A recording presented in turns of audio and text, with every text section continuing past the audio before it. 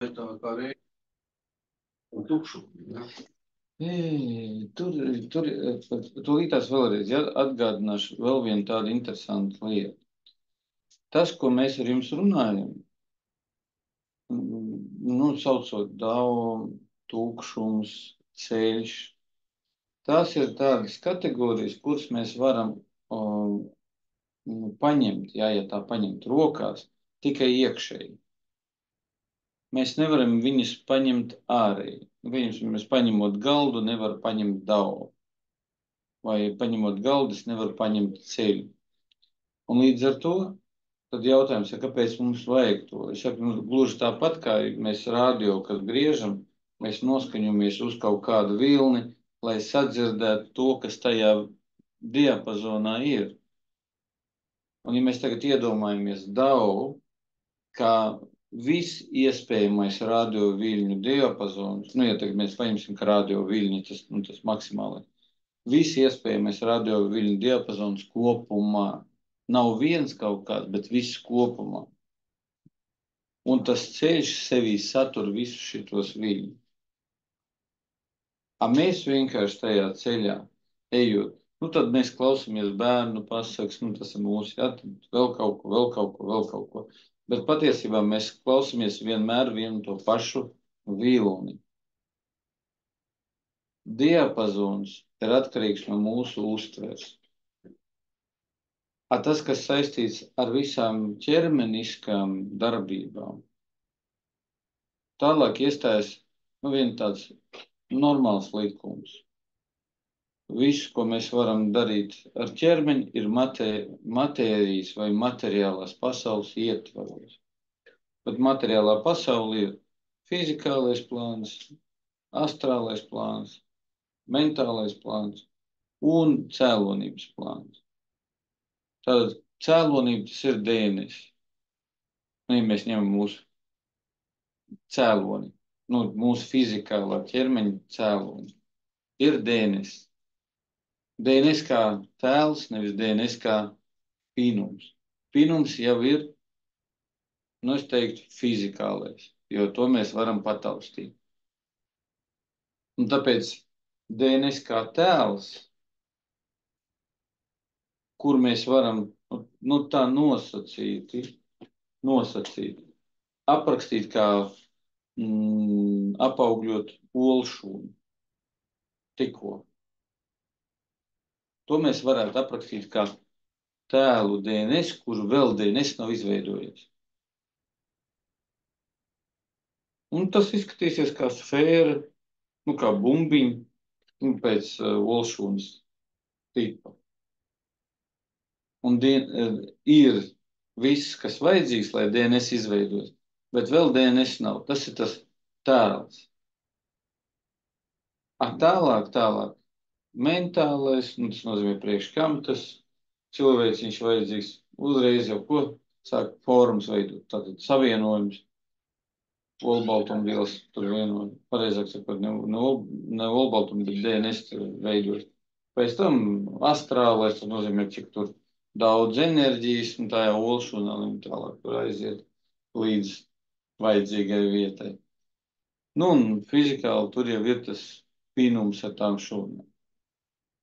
Tāpēc arī, ja mēs ņemam tā ļoti uzmanīgi darbojoties ar savu domu, jo tas, ko mēs tagad aprakstam, nav vienāds ar to, kas notiek. Pat mentālajā plānā. Tas nav vienāds, mēs redzam tikai mentālā plāna projekcijas. Tas ir ļoti vienkārši aiziet pļavā, paskatieties, cik daudz dažādas domas. Jebkura zāle, un visas zāles, kuras tur ir, jebkura ziedi, un pat, ja tie tikai margarietiņi, pļauj tik un tā, katra margarietiņa būs atšķirīga. Tas ir domu dažādība, un tad jūs saprotat, kāpēc piemērs ar tiem vilnīšiem. Un tāpat arī ar to pašu DNS. Viņi visi vienas sugas ir, ja tā ņemam, kā mēs esam cilvēki, visi vienas sugas. Es nerunāju par kaut kādiem 23. pāru un tā tālāk. Jā, vienkārši mums tie chromosomas. Un pēc tam mēs esam līdzīgi. Bet mazliet niansītē, mazliet niansīts, un te mazliet niansīts, un te tāds kodons. Te jau viens pauds, otrs nāc. Jā, viens melns, otrs balvs, vai arī viens brūnām acīm, otrs ar zilām acīm. Un tas jau nosaka arī gan raksturīpašības, gan arī tālāko ceļu, jo ceļš radies iepriekš nekā mūsu tā olsūna apaugļotā ir izveidojusies. Jo bez tā nebūs arī olsūna. Var teikt tā, bērns nepiesakās ģimenei. Kāpēc? Ceļš nav. Bērnam. Ģimene pofīgi. Es ļoti atvainojos par tādu izteicību. Galvenais, ka bērnu ceļš. Bērnu ceļš parādās, bērns piesakās. A ģimene? Ja ģimene bija kā ceļš, paliek. Ja ģimene nebija kā ceļš, ģimene kā ģimene izjust. Bet cilvēki dzīvo kopā. Bērni dzīvo. Jā, es pateikšu, tas ļoti prātīgi, jo viņam ir ceļš sīkiem. Viņam labumiņš nāk no tā. Tā varu šitā labumiņu vēl uzdzīvot. Un teikt tam mazajam, ka viņš nezina, kā viņam jādzīvo. Jo es taču zinu, kāpēc jāmācās skolā. Ja? Šodienas aktuālis jautājums. Labi, tad atgriežamies pie mūsu tēmas, kas tad jātrenē, ja? Ķermenis vai spēks.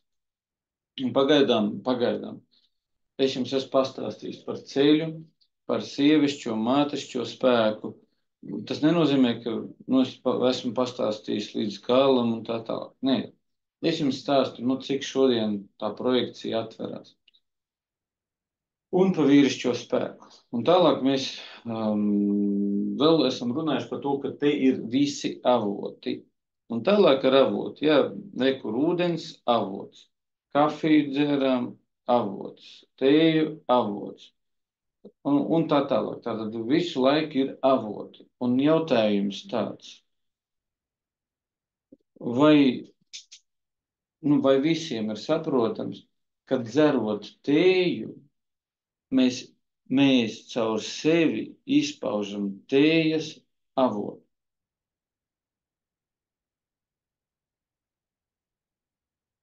Var teikt, tēja dzīvo caur mums. Viņi ir pieaugi. Es vienkārši pieskārusies ar acis tai tēju. Tu vēl neesi padzērusi. Jau šis avots darbojas caur mums. Tikko mēs paskatāmies uz avotu, kā es pateicu, tēju, kā piemēram, uz tējas lapiņu. Ja mums būtu pietiekoši tīra domāšana, skaidra domāšana, tīra un skaidra, mēs to visu redzētu, kā avots iet caur mums un ko mēs ar to darām.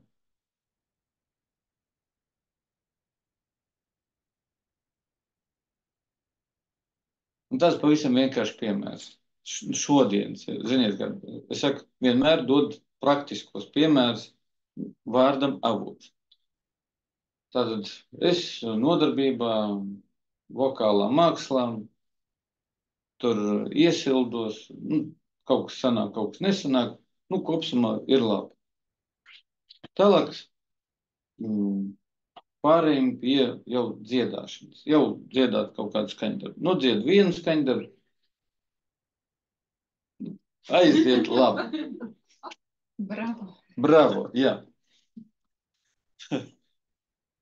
Sanāk, ja? Piezvan viens paziņ, ne man, tam cilvēkam, kas ir blakus, un kaut ko jautā. Un tālāk, tā kā tas cilvēks mani pazīst, palūdzu pie telefona, es paklausos telefonā. Tur cilvēks saka, var tikt uz pieņemšanu, nevar tikt uz pieņemšanai, nevar tad, es tur nevaru tad. Es saku, klausies, tur domām saņemies un atdod telefonu. Tālāk skaņdarbs nākošais, kuru vajag dziedāt. Es sāku dziedāt,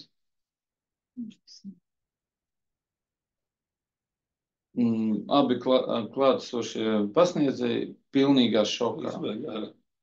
Nē, pilnīgā šokā. Nē, es dziedu pareizi notis, es dziedu pareizi elpu tur, bet manis nav. Es saku, kur tu paliki? Tikko biju, nav. Un tālāk es skaidroju, nu, nevis tā kā jums šobrīd, ja, jo jūs jau esat spēka tēmā. Es skaidroju, nu kā, piezvan cilvēks garstāvoklī kaut kādā.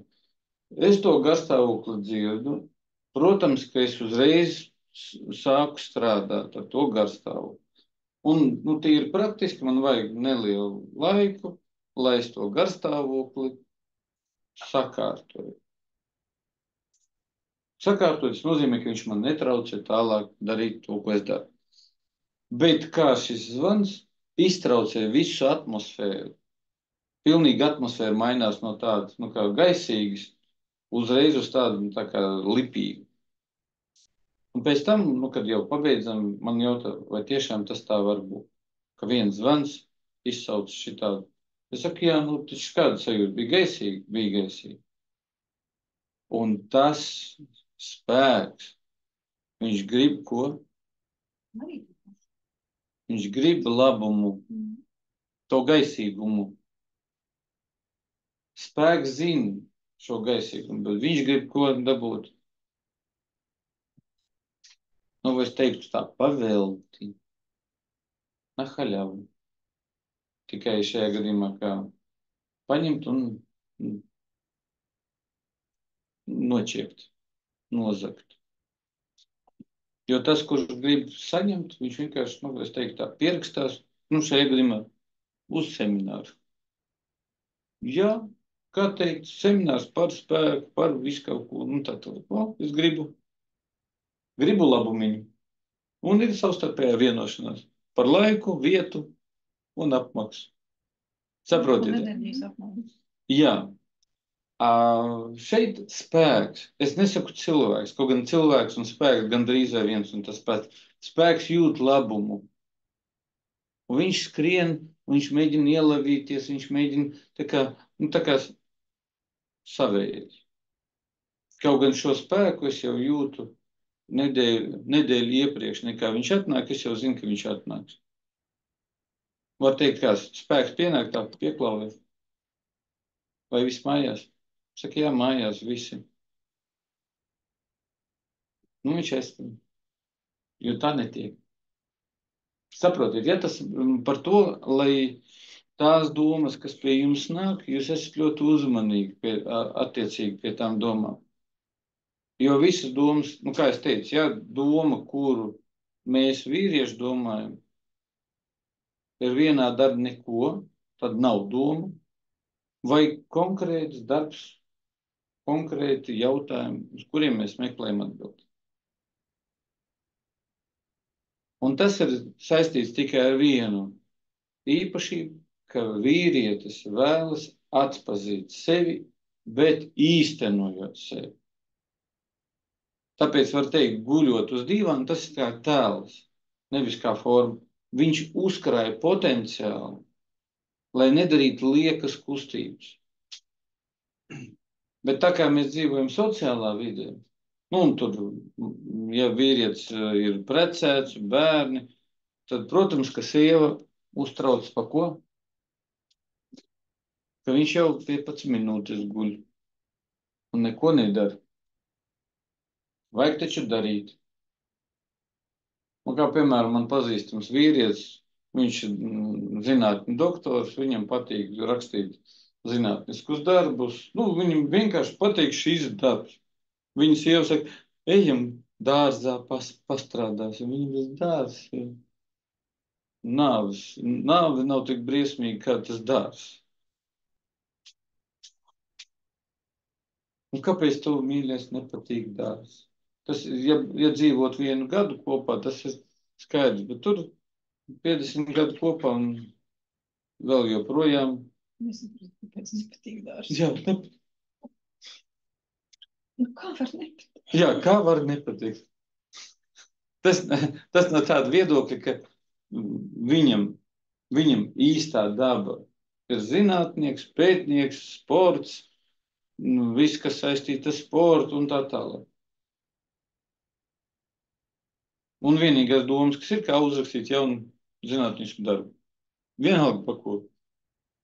Par skriešanu, pareizi skriešanu, kā pareizi atspērties, kādā liņķī un tā tālāk. Nu, piemēram, ejam pakaplēsim kartupeļus. Tur arī var atrast kādā pareizā leņķī kaplēt.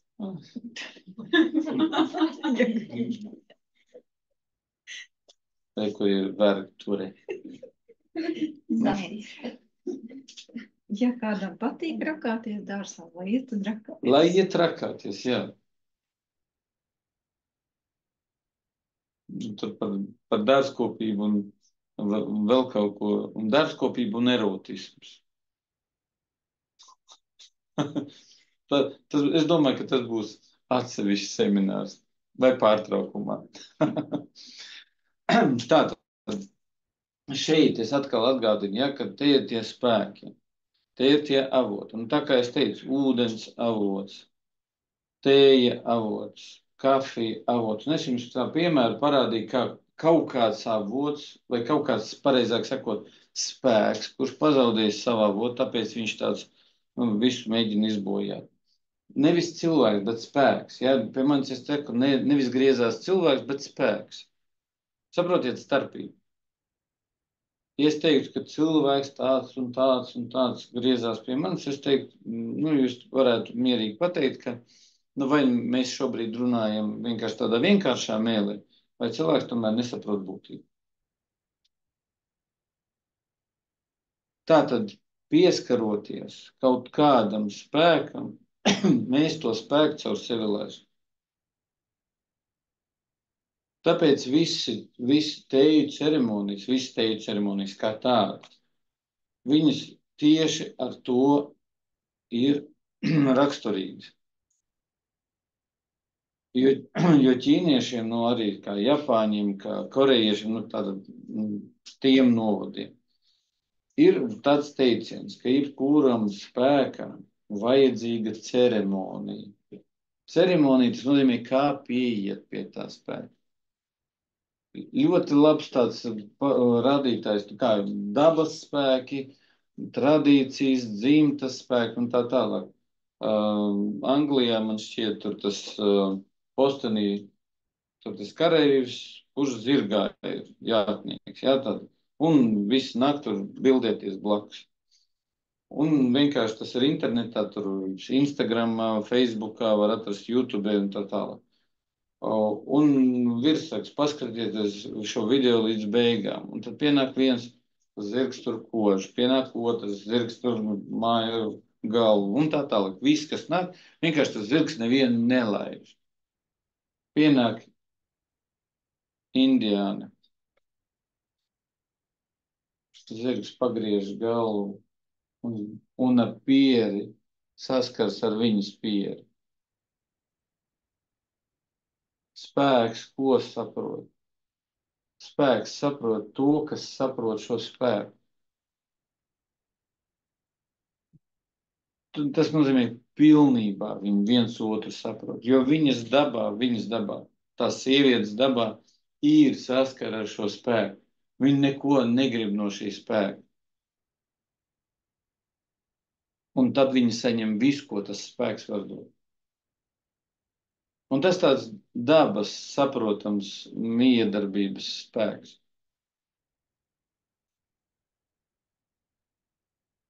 Kad pie manis mātes nāk ar maziem bērniem, kaut ko 3-gadīgi tāda aptuveni, tur varbūt no 2, varbūt, aptuveni no tur 1,5 līdz 4 tajā posmā.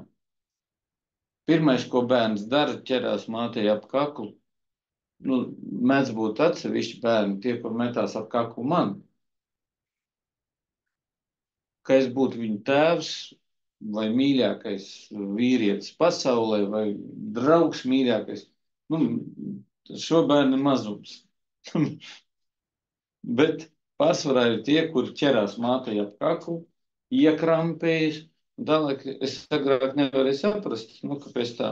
Pēc tam sāku saprast, mātišķais spēks tur to bērnu tā iemāca, ka ir viena tā saite, tā naba, ja? Tā naba nav tikai te, kad pēkšņi šeit ir tāds dziednieks, tagad es tā nosaukšu, kurš to nabas saiti nogriezīs? Un kas uztraucās bērns? Vecāki parasti Māte. uztraucas. Vecāki neuztraucas. Māte ir vienīgā, kas uztraucas. Tēvs neuztraucas. Par ko viņam uztraukties? Viņš nav māte. Viņam jau nav tās saites. Nē, viņš nav māte. Ar to māti. Bērnu Vienam jaunietim pirms sacensībām jautā, tu uztraucies? Viņš saka, nē. Kāpēc? Mana māte par mani uztraucās. Jā. Humam veltīgi. Jā. Ja viens jau to darbu dara, kāpēc man ir jādara? Jā, aptuveni. Tātad, redziet, es jums parādu tādus piemērus kā spēks. Un spēks, ja mēs ar viņu sastopamies, šobrīd es vispārinātu runāju, mēs ar viņu sastopamies ar acīm, ar pieskārienu, izdzeram, tas vēl spēcīgāk. Mēs jau šī spēka kustību sākam izpaust caur sevi. Un tāpēc ir divi veidi spēki. Ja tā ņemam no šodienas tēmas. Ir spēki, kuri ir savienoti ar avotu, un spēki, kas ir pazaudējuši avotu. Tajos piemēros, kurus es stāstīju, kad bērns ķerās pie mātes, šis ir spēks, kas ir pazaudējis avotu. Bērns pazaudē, nevis māte. Jo māte sevi ieliek avotu vietā, un tāpēc bērns ķerās pie avotu, jo viņam līdz histērijai viņš var pazaudēt to vienīgo avotu, kas viņam ir.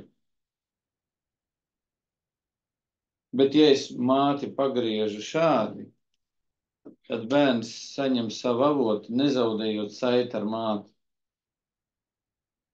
Bet tas tāds diezgan sarežģīts process, ja mēs runājam par darbību.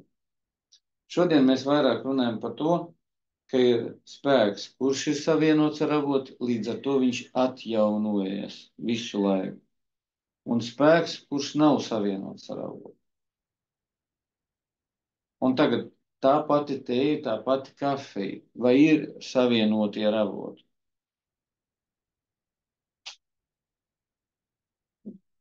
Ja viņi būtu savienoti ar avotu, tad mums nevajadzētu viņus audzēt. Tad viņi augtu vēl labāk bez mums. Bet ja mēs paskatāmies ābeli, mežābeli un dārzābeli, kur augļi ir lielāki? Protams, ka mēs saprotam, ka dārzābeli. Kāpēc? Tāpēc, ka mēs tur pieliekam savu spēku. Un tāpēc, kur mūsu spēks ir? Kaut vai tajos pašos ābolos. Jā, tajos augļos. Ja mēs atstājam to ābeli, pēc neilga laika viņi kļūst par mežābeli. Un tie lielie āboli kļūst par maziņiem āboliem. Tāpēc arī tēja, kafija un pārējais, kas aug caur mūsu rokām, viņš aug tikai tāpēc, tāds ražīgs un tā tālāk, tikai tāpēc, ka mēs pieliekam tur roku, un tālāk vai mums ir ceremonija, vai mums vajag vienkārši tēju, no paciem. Iekrāsot to ūdeni, kur mēs saucam par tēju. Kaut gan tur arī ir avots. Tas nav no papīra vienkārši uztaisīts, jā? Kaut vai no tējas putekļiem. Tas nav tik būtiski. Tātad arī tajos tējas putekļos ir avots. Bet tur ir sarežģītāk jau. Tad, kad mēs paņemam tējas lapiņas, mēs paņemam no krūma, vai no koka, vai no zāles. Jā, tad vienalga, kādu mēs tagad tējas ņemsim. un ieliekam ūdenī, tātad mēs paņemam to saturu, ieliekam ūdenī. Bet tas, ko mēs darām, ir šī avota īstenošana.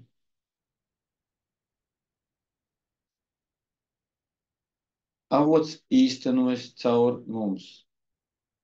Un tas ir pirmais tāds solis. Avotrais solis. Mēs caur sevi izpaužam šī avota īpašības. Un tālāk, ja jūs esat interesējušies par tējām, tad tām tējām vienmēr ir, nevis tādu standartu kaut kādu, bet tieši tie patiesie apraksti. Kādas īpašības šai tējai, kā šo tēju vajag pagatavot, un tā tālāk. Un, piemēram, es dzeru Japāņu zaļo tēju, vienu no tādām tējām. Un tur ūdens siltums ir 60 grādi, kas vajadzīgi. Un pēc 1 minūtes tu vari dzert. Mēs esam ieraduši ko? Verdošu ūdeni, ieliek melnā tējā. Melnā, jā. Melno ir ar verdošu. Zaļā to nevar.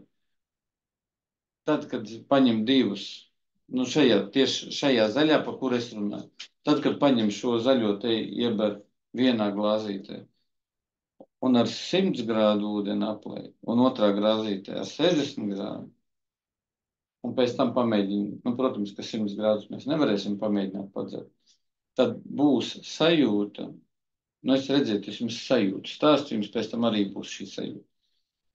Tā kā varbūt nestāstīt. Ir tieši tāda sajūta, ka lapiņas ir aplaucētas. Kā mēdz būt, ka mēs aplaucējam roku ar karstu ūdeni.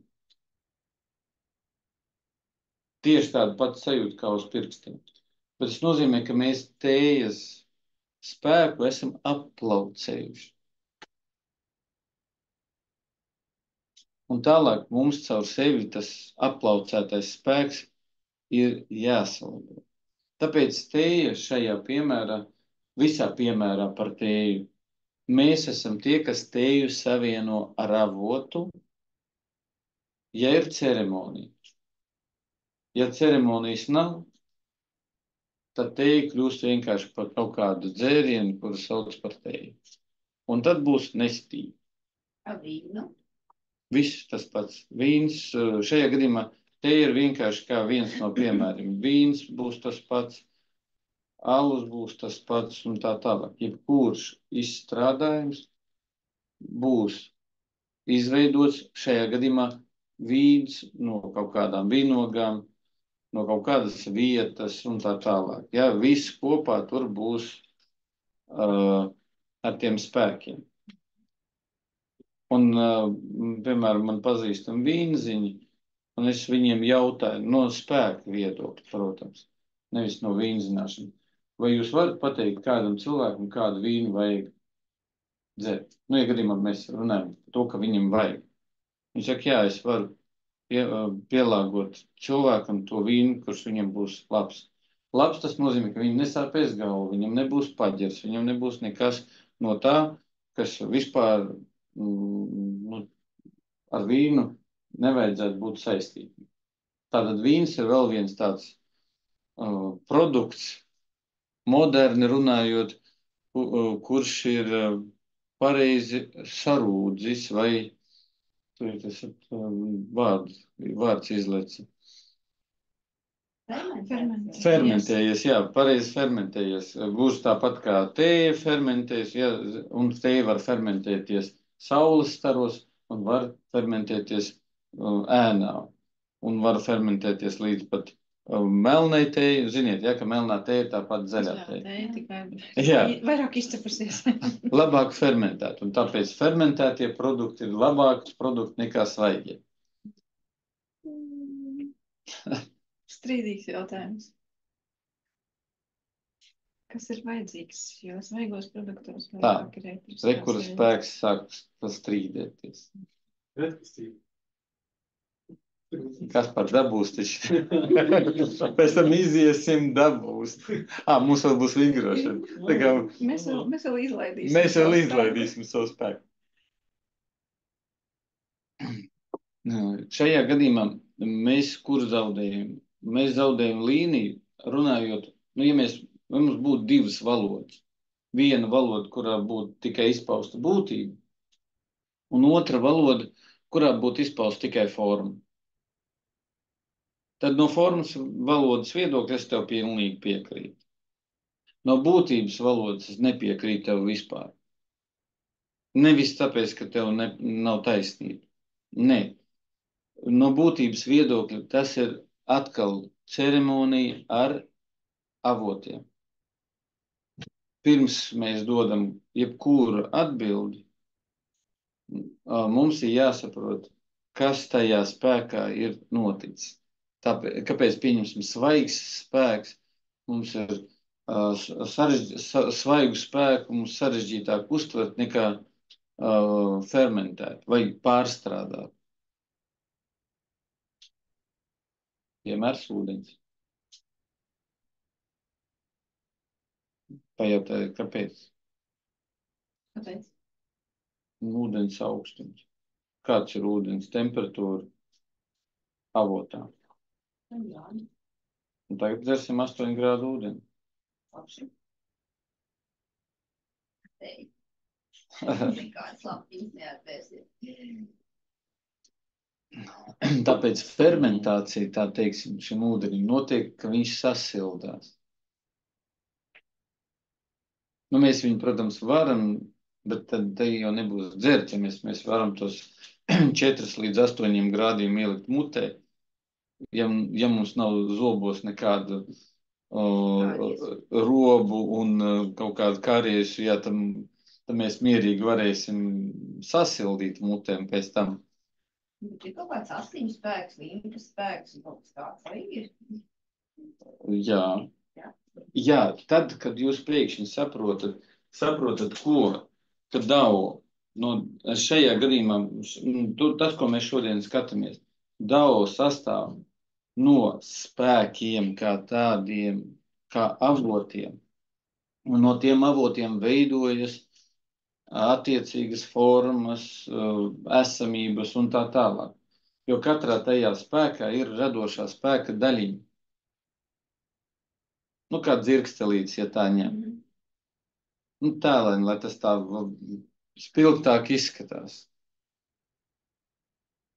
Un no šī viedokļa izcila tāda tēma, kura parādīta Zvaigžņu karos, ka tur Joda māca to Skywalkeru un tur ar spēkiem iedarboties. Viņš saka, spēks ir akmenī, spēks ir apkārt, visapkārt ir spēks, savstarpēji spēki vienoja.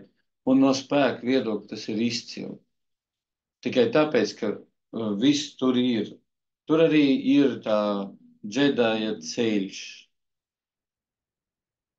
Tieši džedaja ceļš ir tas, ka viņš attīra sevi no kaisliem un bailēm. Bet, ja viņā uzvar kaisles un bailes, tad viņš kļūs par šito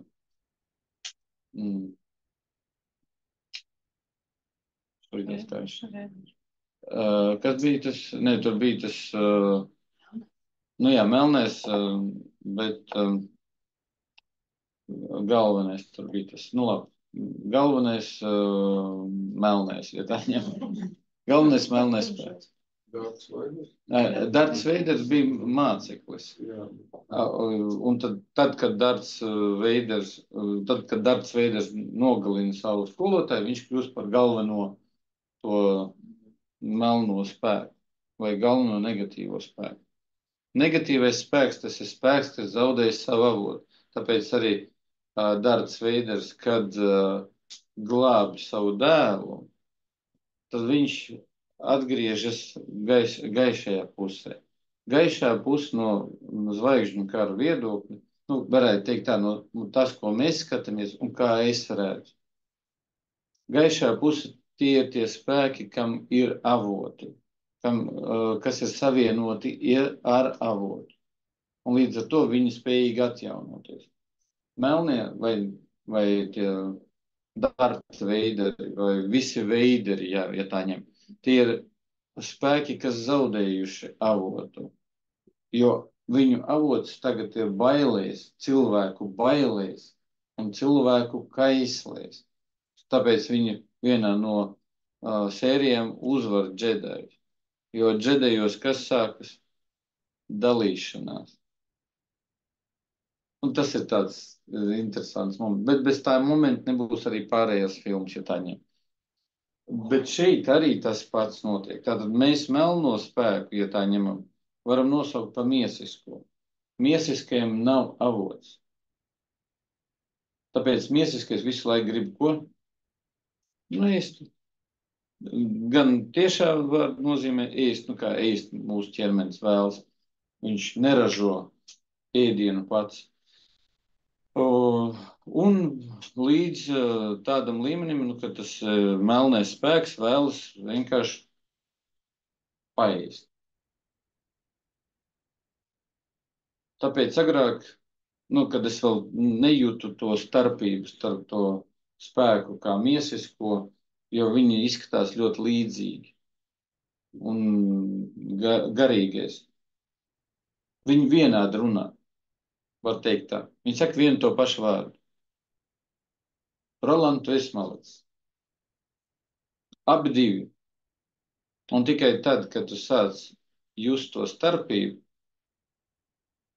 tad garīgais saka malacis pastiprinot garīgumu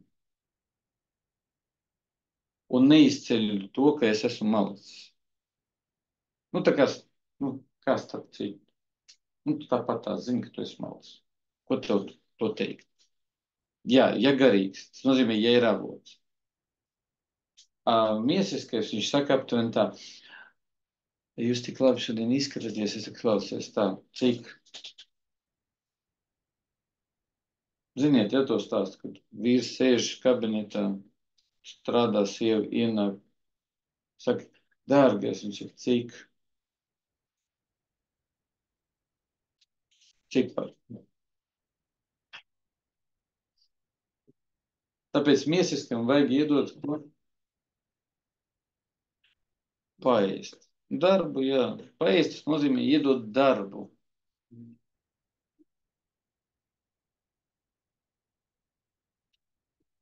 Tas tāds interesants stāsts, bet tas būs varbūt kā iedot spēkam darbu. Ko trenēt spēku vai darbu, ko trenēt ķermeni vai spēku un kā iedot spēkam darbu. Tad redziet, mums oktobrī būs pa šo. Ja gadījumā es atcerēšos to, ko es šodien. Kad oktobrī? Mums ir ieraksts. Mums ir ieraksts, jā.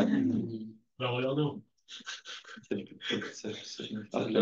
18. oktobrī. Jā, mums pat vārdi. Varbūt pat atzīmēs. Labi. Tad atgriežamies pie šitā visa zīmē. Tad redziet, šeit ir spēki.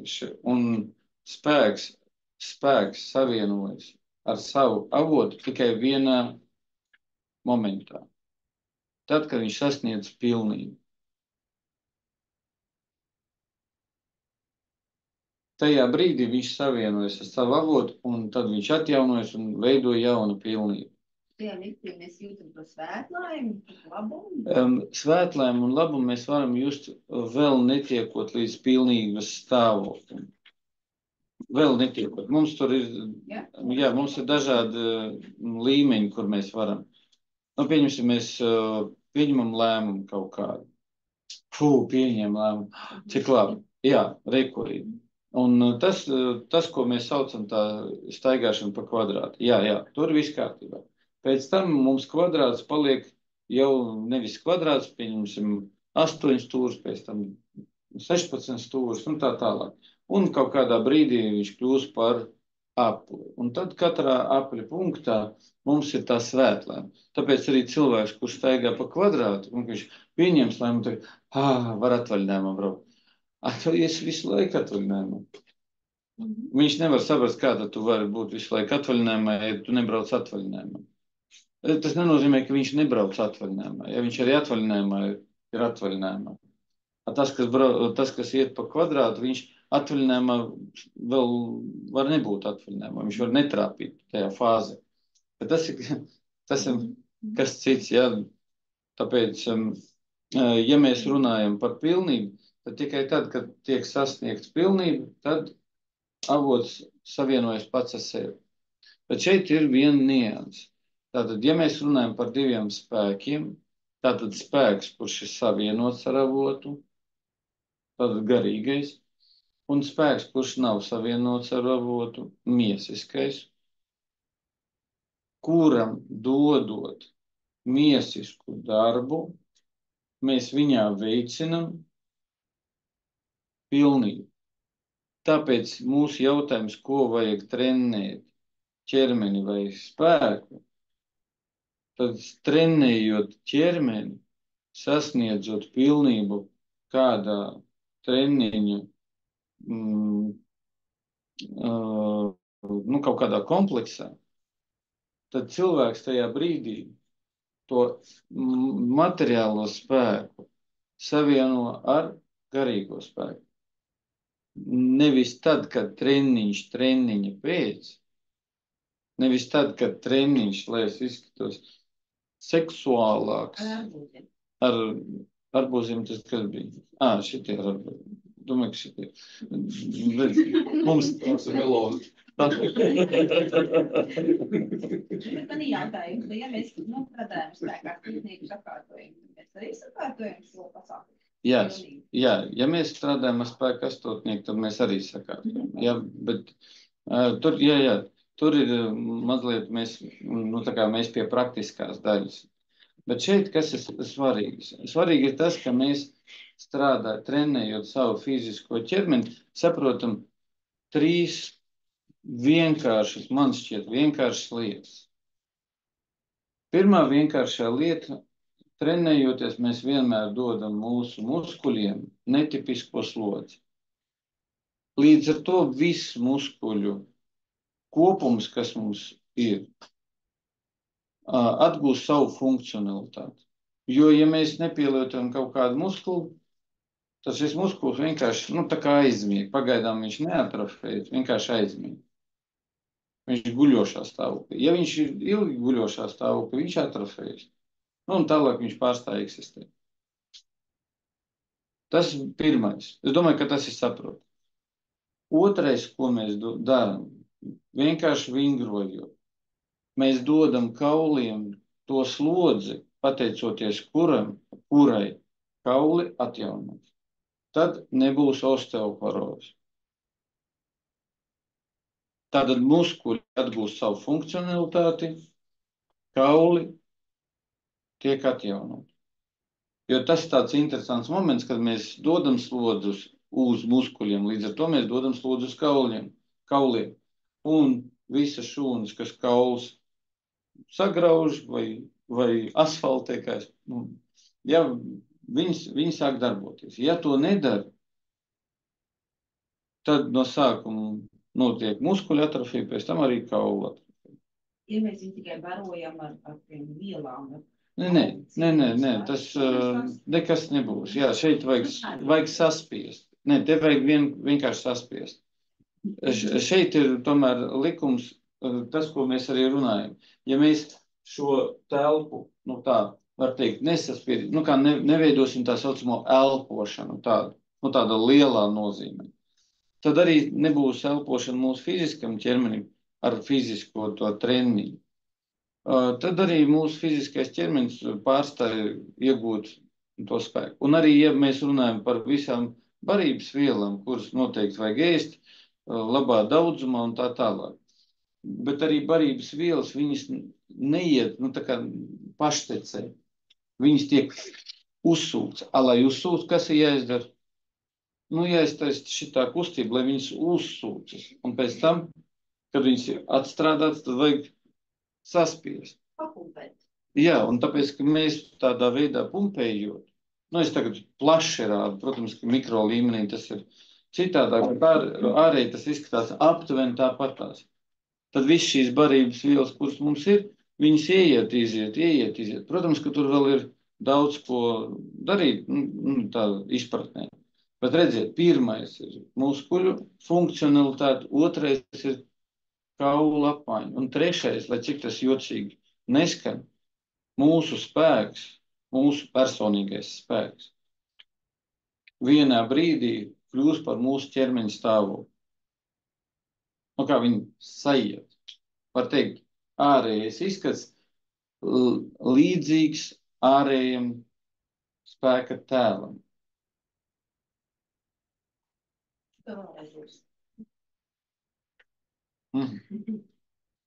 Jā. Arī vajag. Vai pierakstam? Vienā mirklī. Ārējais izskats līdzīgs ārējais spēks. Jā, vienā brīdī ārējais izskats kļūst līdzīgs ārējā tēla izskatam. Stalts jaunietis. Kāds viņam spēks? Pašā aprakstā mēs redzam, ka viņam ir stalts. Varens tālāk, jā, viņš vienkārši stalts. Tā ir viņa centrālā asa. Mugurkauls taisnīgs. Jā. Tagad vīrietis, kurš tagad gatavs teikt jums visu patiesību. Maigāka balva. Tā izskatās spēks tad, kad spēks savienojies ar fizisko ķermeni. Tāpēc arī no spēka viedokļa tā nevarīgums, kas sauc veciem cilvēkiem nevarīgums, ir vienādības zīme ar spēka daudzumu. Atcerieties šito riņķi.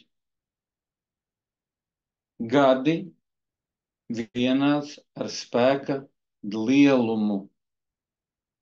Tā ir vienkārši matemātiska formula. Spēka lielumu nosaka laiks. Un viena no laika mērvienībām ir gadi. Bet spēka stāvoklis ir atkarīgs, vai cilvēks ir uz spēka, vai spēks ir uz cilvēka. Un kā izskatās cilvēks, kuram virsū ir spēks?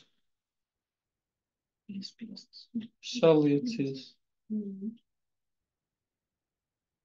Un muskuļi, un kauli, un visi pārējie sastāvdaļi ieņem šo stāvokli, kuru cilvēks tad ir piestrādājis.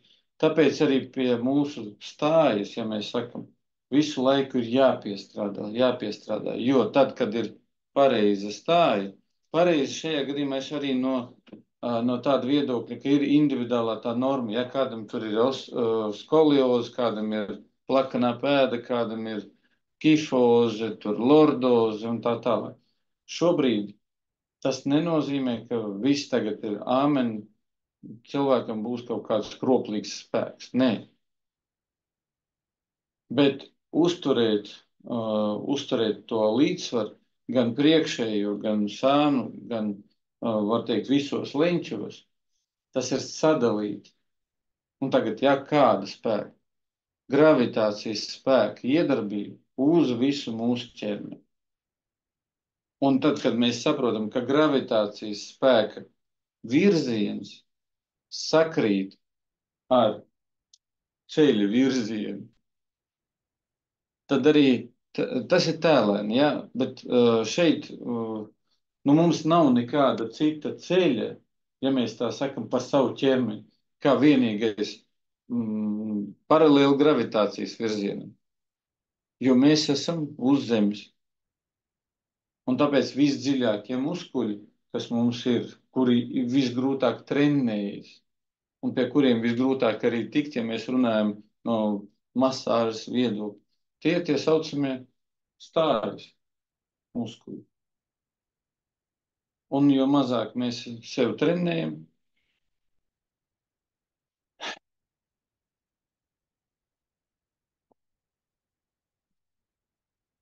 tagad es varu tā mazliet čarot, tad es būšu tā kā popītis.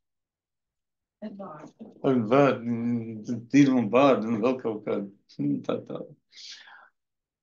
Tad redziet, ja, vai vajag trenēt fizisko ķermeni? Pirmo jūs sapratāt, es domāju, otro varbūt netik viegli. Trešais ir saistīts ar mūsu stāju. Un tad, kad cilvēks tiešām piekop fiziski, ķermeniski piekop savu ķermeni, tad spēkam ir, kur ieiet.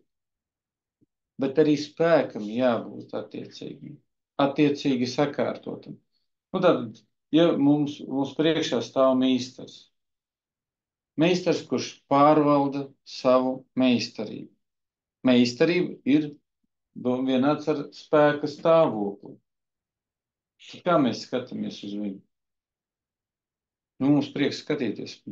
Tas mums tā, tā ir tāda maģiska darbība, jau ir burvīga darbība. Harizmātiski tas vēl cits kaut kas. Tāpēc arī jautājums, ko sievietes meklē vīrieti? Ja meklē spēku, tad viss pareizi.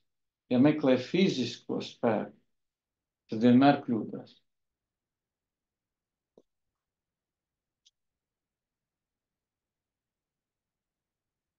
Fiziskais, būtīgais, tad muskuļēnais nav vienāds ar iekšējo spēku.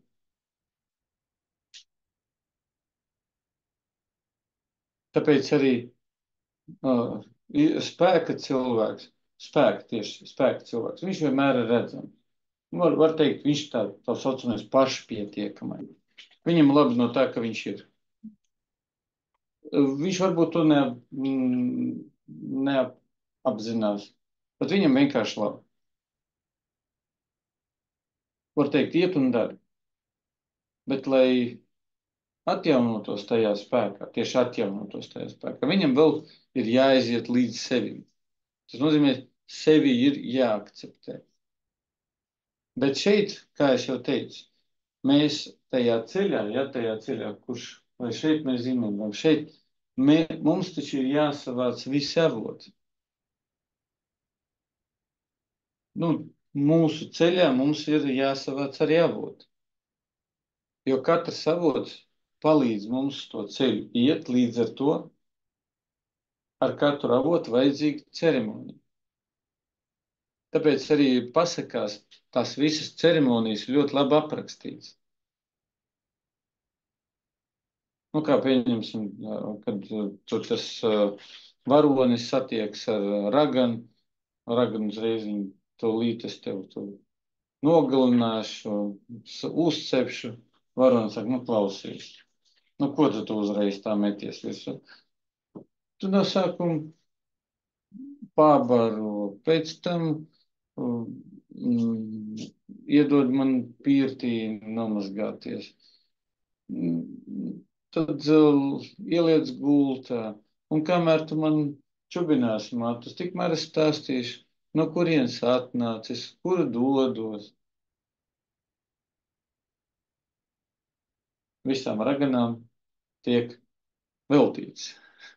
Kā no varoņa dabūt vajadzīgo informāciju.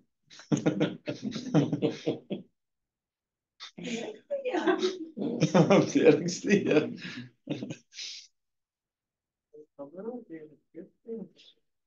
Jā, un tad jautāt, kā dēls, tas ir kas? Avots. Kādu mērķi, vai dievišķais, vai miesiskais? Kur, kā dodies, ar kādu spēku? Saprotiet? Kā dodies, ar kādu spēku? Avots ir tēvs, mērķis ir ceļš, vai nost no ceļa, un ar kādu spēku? Un ko tālāk tā ragana saprot? Normāls čoms. Pirmkārt, viņi saprot, ka normāls čomaks. Telpalī.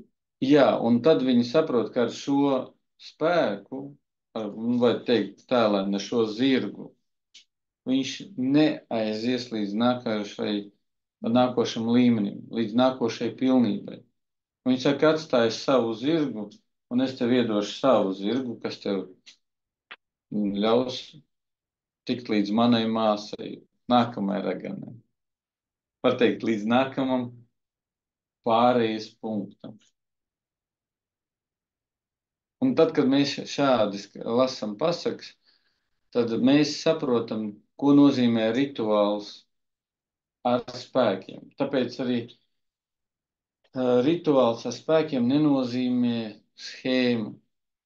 Rituāls ar spēku nozīmē noskaņoties uz spēka darbību, pareizāk sakot, uz spēka īpašībām.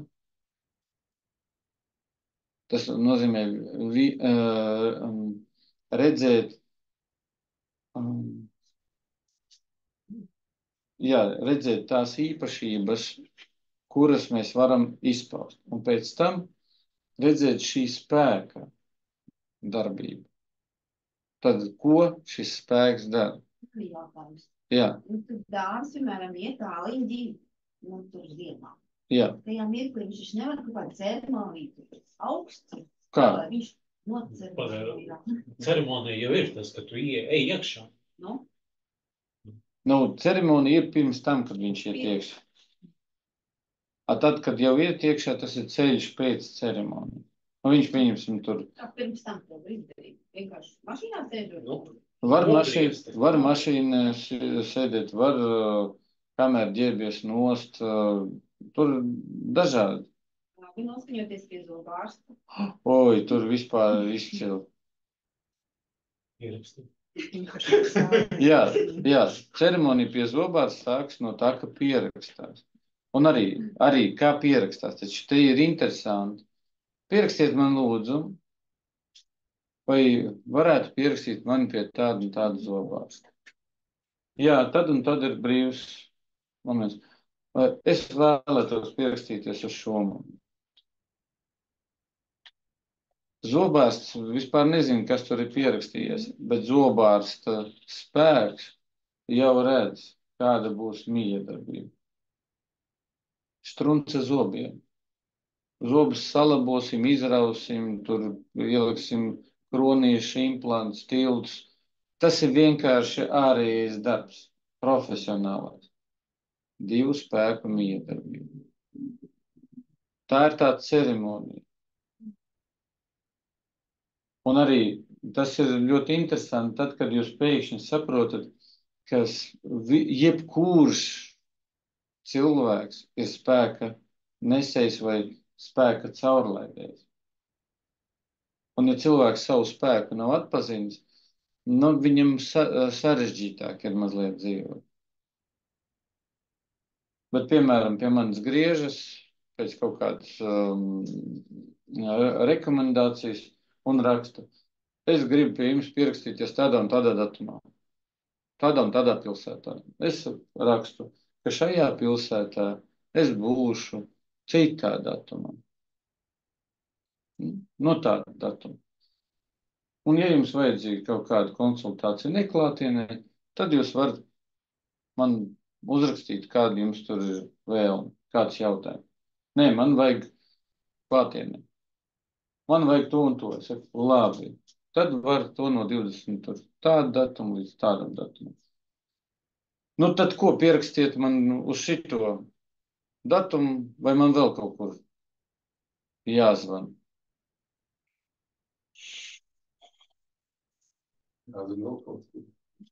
Es ar visu ceremoniju rakstu. Pierakstu, vada tāds un tāds cilvēks, viņa telefona numurs, tāds un tāds. Pateicis. Ceremonija šajā gadījumā ir miedarbība ar spēku, neiesaistoties savstarpējā cīņā. Jo man ir savs ceļš. ja ceļam, ja spēkam ir savs ceļš, viņš neiesaistās.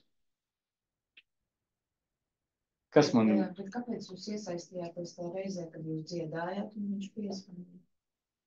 Tad Tāpēc, viņš izjauca jums to. jā, Viņam piespriež. jā, viņš, Bet tad jūs iesaistījāties?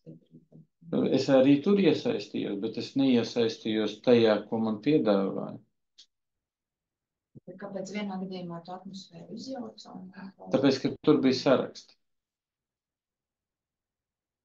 Tur ir vieglāk. Tur man bija pauze, ieelpot, pasūtīt vai nepasūtīt. Uzrakstīt, izdzēst. Uzrakstīt, izdzēst. Lai raksta, viņiem. Jā. Un tāpēc arī, ziniet, kas ir jūsu vislielākie naidnieki? Vislielākie naidnieki. Nē. Radinieki. Kuri uzskata, ka viņi augstāki par Dievu.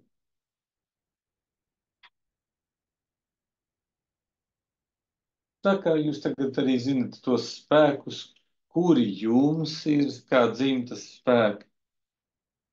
Un šajā gadījumā es saku tā, tie, kas sākuši spēka izzināšanas ceļu, sevis izzināšanas ceļu, ceļš ar lielo burtu, un tā tālāk, vai garīgās izzināšanas ceļu, tas, kas ir saistīts ar savu iekšējo stāvokli un tā tālāk. Tad esiet uzmanīgi un piesardzīgi. Sākotnēji jūs nolādēs klātesošie. Tie radinieki un tā tālāk. Nolādēs tas nenozīmē, ka viņi teiks jums, jūs esat cūksmaitis un tā tālāk. Nē. Viņi var arī teikt, ai, cik priecīgi, ka tu esi, kā tu man acis, un tā tālāk. Ja? Mūsdienās. Agrāk vienkārši paņēma vienu no dzimtas un klosterī, lai lūdzās pavisam. Mēs iesim iedzert. Ko mēs tad postīsim, dzīvosim ar tas, lai lūdzās pa visu dzimtu. Tāda bija tradīcija. Šodien tādas tradīcijas nav. Šodien ir dažādas iespējas. Un tāpēc viena no iespējām ir kādu iztimt, nevis uz klosteru, bet uz to spēka izzināšanas, garīgās izzināšanas ceļu. Un sākumā ir pretestība. Kāpēc?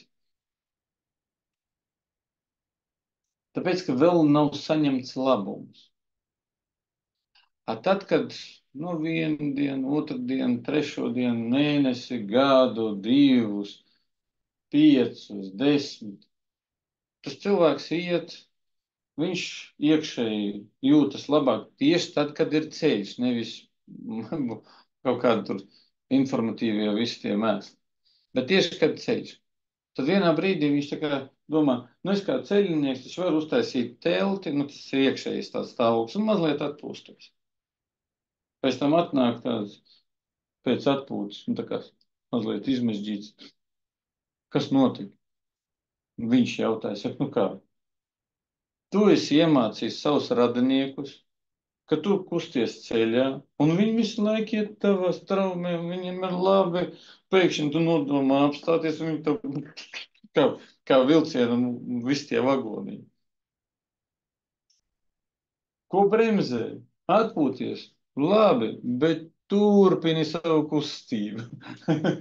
Tas ir tāds mazliet cits solis. Jā, tātad redziet, ko mēs šodien ar jums izrunājam. Viens, ka Dao kā tukšums vai kā vide, vieta un tā tālāk ietver sevi jebkuru esamību. Bet, lai šo esamību īstenot, tur vajadzīgs spēks. Pagaidām mēs no spēka viedokļa runājam. Spēks tas nozīmē, ka vajadzīgs avots. Tāpēc visi spēka avoti atrodas iekš Dao. Kā pie tā atnāk? Tukšumā. Tad, ja jums nav viedoklis par cilvēku, tad jūs ļoti labi varat sajust šī cilvēka spēku. Spēku šajā gadījumā kā kopumu. Vai viņš ir sakārtos, vai viņš nav sakārtos, vai viņš ir gaisīgs, vai viņš ir gaismīgs, vai viņš vēl kaut kāds. Tas vēl neredzot to cilvēku. Nu, šajā gadījumā šeit palīdz intuīcija. Tāpēc miedarbībā ar cilvēkiem mums vajadzētu ko ievērot? Ceremoniju, kā ar spēku. Un tāpēc spēks vēloties sevi izpaust, sevi izzināt, viņš nemitīgi kustās. Un tālāk mēs kā vīrieši un sievietes zinām, ka mēs esam starp visiem šiem spēkiem, kuri grib dzīvot, izpausties, un mums ir tā saucamā radošās spējas. Tātad mūsu rokās spēks nav vienkārši spēks kā spēks. Tāpēc mēs nolaraujam tējas lapiņas, tālāk viņas fermentējam, tālāk mēs viņus tur samaļam vai sagriežam vai uzvāram, un mums sanāk tēja kā dzēriens. Un tālāk mēs šo ceremoniju parādam, un cilvēki apkārt mums stāv, klausās un noskaņojas uz ko? Uz spēka stāvokli. Padzerot šo tēju, viņi iegūst nelielu saiti ar šo avotu. Tālāk divas iespējas nomet to vienkārši podā. Teju. Padzer, pačarai. Otrs izpauž sevi kā šī tēja. Protams, ka šeit ir jābūt apzinātai darbībai, bez apzinātās būs aptuveni kā lellīte, ja, kur visu laiku raustīšies, jo tur dažādi spēki ietekmē. Tāpēc mēs visi atrodoties iekšdalā, visu laiku esam dažāda veida spēku ietekmēti. Nu, kā fiziskais ķermenis, tad karsts, tad augsts, tad dzert gribās, tad vēl kaut ko, tad kaimiņi klauvējas, tad neklauvējas, atkal nav labi. Un tā tālāk. Tātad caur smaržām un caur visu to spēku tātad visu laiku sev parāda. Pašu spēkus mēs neredzam. Spēka formula ir telpas laika vienotums 4. pakāpē, tā kā L4, T4. Tas ir fizikas formulas apraksts. Ja, vai spēks ir masa uz pātrinājumu. Kad to visu pārskaita telpas laika mērvienībās, būs 4. dimensija. Līdz ar to mēs atrodamies 3. dimensijā, un mēs pašu spēku neredzam, bet mēs redzam spēka darbību. Tātad padzerot vienu to pašu teju vai vienu to pašu kafiju no dažādām rokām, mēs redzēsim ne tikai kafijas vai tejas kvalitāti, spēku, bet arī gatavotāja, pasniedzēja spēku. Tā kā tur vēl interesantāk, ja tā ņem.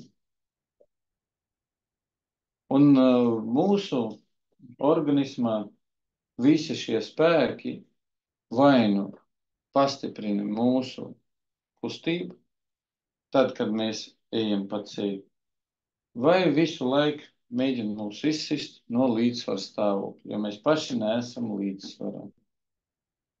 Un neesam līdzsvarā, tas nozīmē neesam ar savu spēku mierā.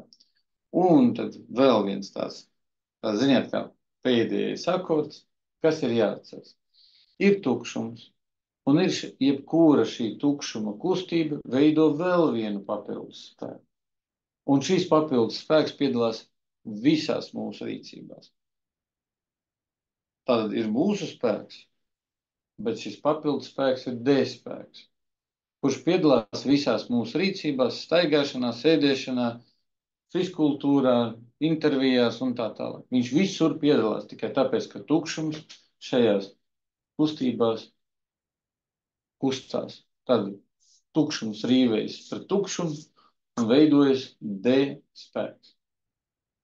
Un tālāk ir divas lietas. Ja jūs ejat pa savu ceļu un atjaunojat savus spēkus, atjaunojat sevi, tad D spēks arī atjaunojas atbalstot jūsu ceļu. Šobrīd kā kopējo ceļu. vispār, ja? Jo viņš taču milzīgs. Tā kā viņam tikai vienu ceļu atbalstīt kaut kā pa maz darbiņu. vai viņš lidos ar ātrāk nekā gaismas ātrums, kas ir fizikāli neiespējami. Un līdz ar to šis spēks atjaunojas. Ja to nedara, tad uzkrājas smagums, un tas smagums ir tas dēļ spēks, kurš zaudējis savu saiti ar avotu, ar radošo spēku. Tas dēļspēks arī tiek klāt tātad cilvēkiem, kad, kuri neatjaunojās tādā apzinātā veidā, kā pusauģi, piemēram. Visiem, šajā gadījumā visiem, bet šeit viena nianse. Dēļspēka daba ir līdzīga sievišķā spēka kustībai. Līdzīga. Viņas nav vienādas. Līdzīgi. Tāpēc arī vīrišķais spēks ir vektors. Sievišķais ir kustība papli. Un dēļspēks ir kustība papli. Un līdz ar to, kas notiek? Kas uzkraita to dēļspēku? Šajā gadījumā saprotam, ka sieviete. Vīrietis neuzkrāja pēc savas dabas spēku. Viņa potencialitāti paaugstina. Un tāpēc šeit, ja mēs runājam par vīriešiem, par mums jābūt ļoti cienīgiem pret sievietēm un jāprot miedarboties ar sievietēm, lai nejustu šo smagumu.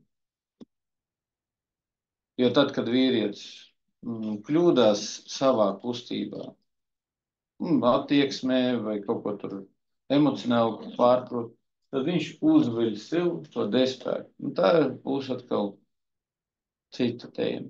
Tā kā esiet tādi nepārspīlēti, modri, nepārspīlēti, ja? Tad dzīvojiet savu dzīvi un skatieties, kā apkārt jums spēks atstāja savus pēdas. Paldies! Paldies!